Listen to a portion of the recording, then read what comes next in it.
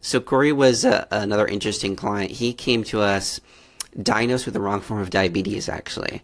And this is not uncommon by any means. We actually are seeing this quite a bit, which just, it blows my mind how often it happens.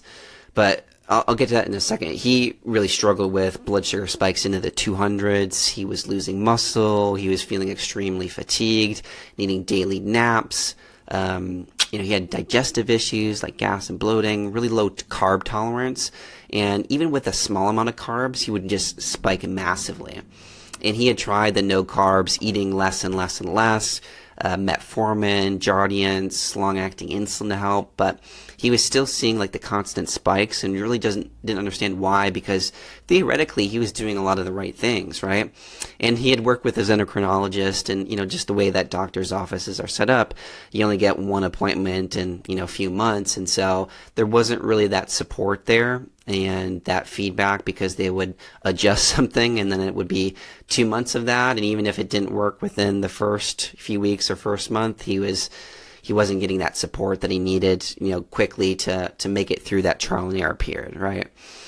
And so in addition to those spikes, though, he was feeling very sleepy and fatigued, like I said, most days, was really finding it challenging to stay awake during his commute to work, which was about like an hour long.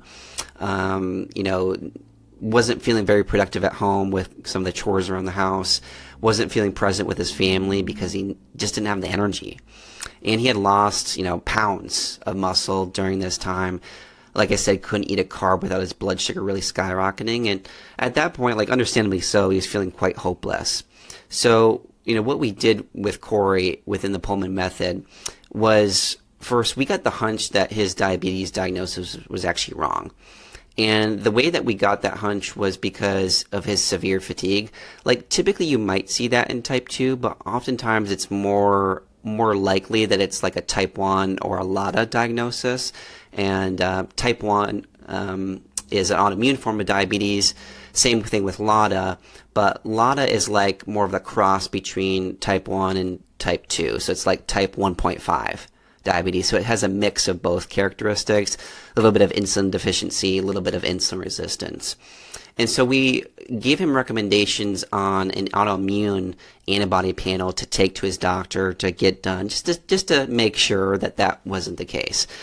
But it turns out there were antibody tests that came back positive, meaning that his diabetes was actually not type 2 in origin. It was actually type 1.5 or LADA diabetes, which when you have LADA, you need a little bit of insulin in order to make sure your blood sugar stays in range, and was one of the bigger reasons why his blood sugar was just spiking so aggressively, and he couldn't tolerate any sort of carbohydrate without that happening, right?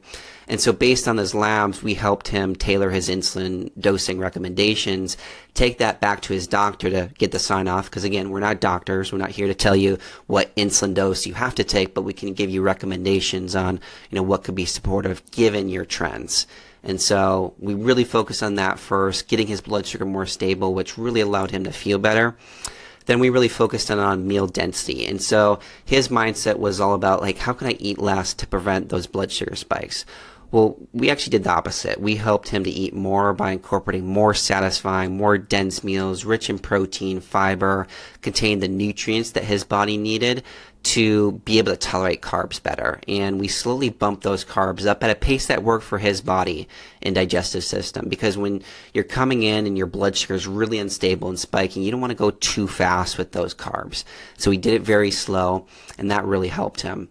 The last piece that really focused on for him was movement and breaks outside to really regulate that stress, because his commute was long. It was about an hour, and then the stress of that job also played a role in his hindrance to his blood sugar from coming down, his digestive issues, his fatigue.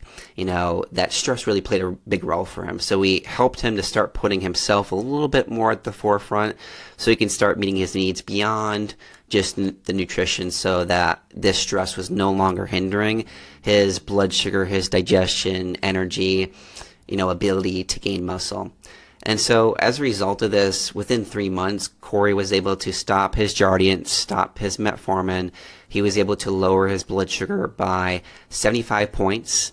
He is eating foods that he never thought he would be able to enjoy again. The occasional pizza, even cookies without spikes or without guilt. So I thought that was really, really cool. He feels more energized after meals and is able to exercise now doing workouts. He's gaining muscle, no more daily naps, and his digestive symptoms have really reduced. And one of the biggest things that he mentioned too is just building sustainable habits for his long-term health so that he knows he's in a good spot for himself, his family from here on out. If you want to balance your blood sugar, really restore your health like Kory without relying on meds, without cutting out carbs, really living restrictively, message me the word interest and we can have a one-on-one conversation from there to see if we're the best team to be able to support you with your blood sugar and your health goals.